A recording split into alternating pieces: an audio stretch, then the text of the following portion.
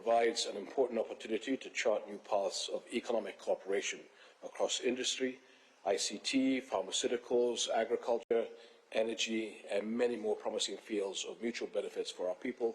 And some of these, I think, we could discuss more in depth during dinner.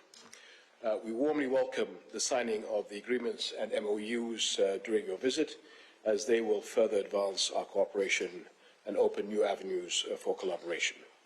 We also look forward to the Jordan-India Business Forum taking place tomorrow as an opportunity to discuss business-to-business partnerships and the potential for joint investments in vital sectors.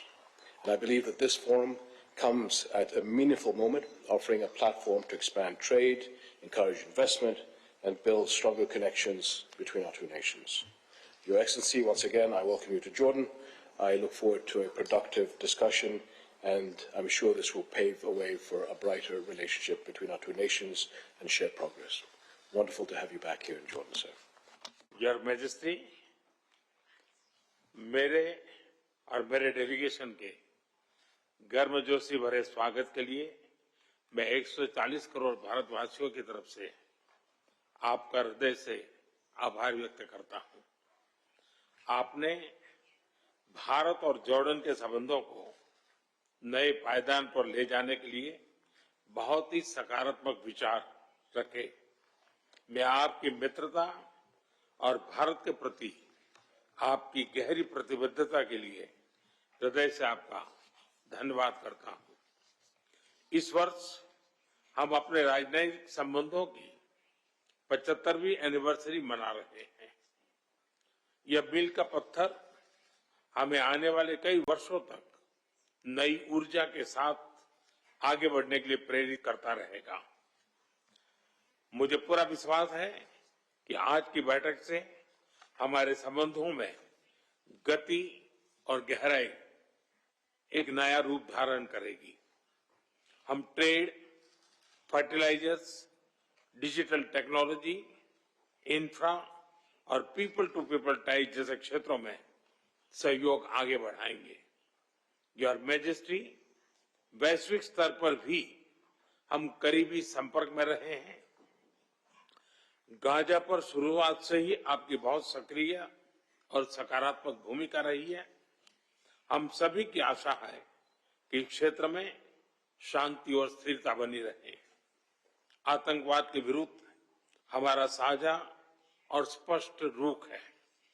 आपके नेतृत्व में Jordan ने आतंकवाद, उग्रवाद और radicalisation के खिलाफ पूरी मानवता को एक सशक्त और रणनीतिक संदेश दिए हैं।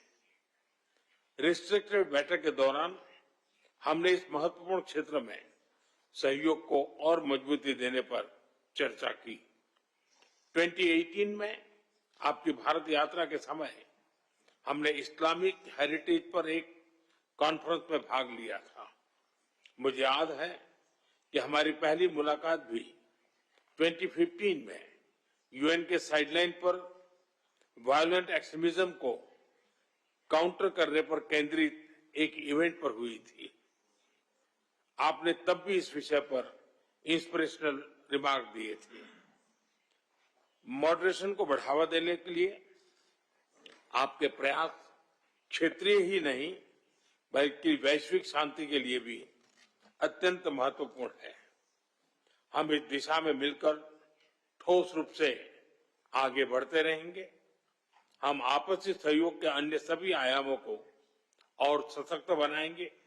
एक बार फिर आपके आतिथ्य सत्कार के लिए मैं आपका और जॉर्डन के लोगों का हृदय से आभार व्यक्त करता हूं। All Jordanians, we welcome you back to Jordan. Your presence here carries deep significance, as you mentioned earlier on, because our countries will mark 75 years of diplomatic relations. And I believe that this visit reflects decades of friendship, mutual respect, and productive cooperation between our two nations.